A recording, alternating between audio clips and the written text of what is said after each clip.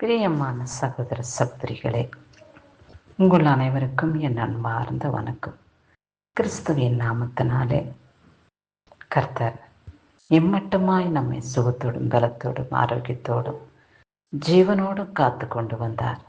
அவருடைய மகிமைக்கு, வல்லமைக்கு, தயவுக்கு, இரக்கத்துக்கு கொடான கோடி கோடி கோடி நன்றியை ஏறெடுப்போம். அவருடைய வல்லமுள்ள கரம் இம்மட்டம் நம்மளை தாங்குகிறது.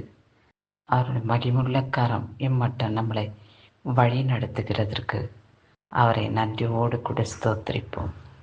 இந்த நாளையிலும் கூட கர்த்தர் நமக்கு என்ன வார்த்தை கொடுத்து நம்மோடு பேசுகிறார் என்று பார்ப்போம். சங்கீதம் 70ஆம் அதிகாரம் 4வது வசனம். உம்மை தேடுகிற யாவரும் உம்மில் மகிழ்ந்து சந்தோஷப்படுவார்களாக. உமது ரட்சிப்பின் பிரியப்படுகிறவர்கள் தேவனுக்கு மகிமை உண்டாவதாக என்று எப்பொழுதும் சொல்வார்களாக என்று எழுதப்பட்டுள்ளது.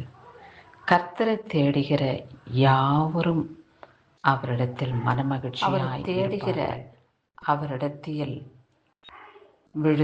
விழுந்து கிடக்கிற அவர் பாதப்படியில் காத்திருக்கிறவர்கள் எப்பொழுதும் எந்த விதத்திலேயும் சந்தோஷமாயிருப்பார்கள். உமது ரட்சிப்பில் பிரியப்படுகிறவர்கள் அநேகர் ஆவியானவருடைய கரத்திலே மகிமையினாலே நிரப்பப்பட்டு ரட்சிக்கப்படுகிறவர்கள் அநேகராய் காணப்படுகிறார்கள்.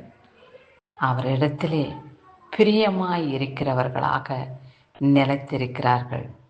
எப்பொழுதும் தன்னுடைய தேவனுக்கு நன்றி செலுத்தக்கூடியவர்களாக, தேவனே உமக்கு மகிமை உண்டாவதாக என்று சொல்லுகிறவர்களாக காணப்படுவார்கள்.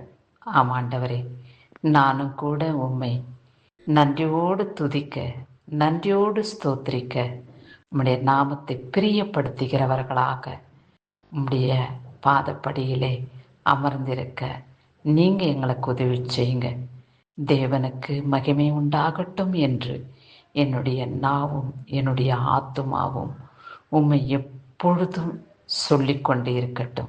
உம்முடைய நாமத்தை போற்றி வணங்குகிற பெரிய பாக்கியத்தை நான் பெற்றுக்கொள்ள எனக்கு உதவி செய்யுங்க என்று அவரை நோக்கி நாம் விண்ணப்பம் செய்வோம்.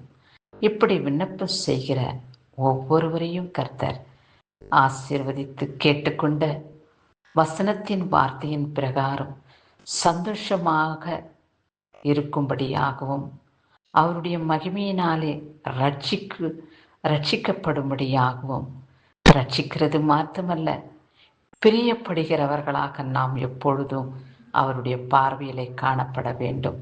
ஆவியானவரே, உம்முடைய கிருபையினாலே நான் ரட்சிக்கப்பட்டு உமக்கு பிரியமானவனாக வாழ்ந்து தேவனுக்கே மகிமை உண்டாவதாக என்று எப்பொழுதும் சொல்லக்கூடிய ஆத்மாவாக என்னை நீ தகுதிப்படுத்தும் என்று நாம் செய்கிற விண்ணப்பங்கள் ஒவ்வொன்றையும் அவர் கேட்கிறவராகவும் காண்கிறவராகவும் இருக்கிறார். இந்த வார்த்தையின்படி நம்மளை சந்தோஷப்படுத்தி ரட்சித்து அவருக்கு பிரியமானபடி வாழ நம் ஒவ்வொருவரையும் அவர் தேர்ந்தெடுத்து கொள்வாராக. இந்நாளிலே பிறந்த நாளையும் திருமண நாளையும் காண்கின்றவர்களை கூட கர்த்தர் ஆசீர்வதித்து அவருடைய சரீர பலவீனங்களிலிருந்து விடுதலை கொடுத்து போதுமான சக்தியும் பலத்தையும் ஆரோக்கியத்தையும் அவர் உங்களுக்கு கொடுத்து காத்து ரட்சித்து கொள்வாராக.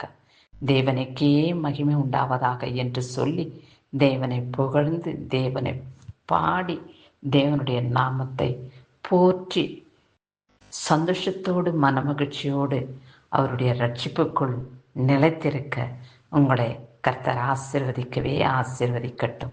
உங்களுடைய சரீர பலவீனங்கள், உங்களுடைய சரீர சோர்வுகள், சரீரத்தில் இருக்கிறதான குறைபாடுகள், வலியின் வேதனைகள் எல்லாம் கர்த்தர் அறிந்திருக்கிறார். அவர் அறிந்திருக்கிறபடியே கர்த்தர் அவருக்கு பிரியமானபடி செய்து உங்களை ரட்சித்து, உங்களை ஆசீர்வதித்து, உங்களை மகிமைப்படுத்தி பாதுகாக்க வல்லவராகி இயேசு கிறிஸ்துவை விசுவாசியுங்கள். உங்கள் விண்ணப்பங்களை நீங்கள் கர்த்தருக்கு முன்பாக ஏறெடுத்தபடியினாலே அவர் மகிமையாய் உங்களை வழிநடத்துவார். கிறிஸ்துவுக்கே சதா காலங்களிலும் துதி உண்டாவதாக. ஆமேன்.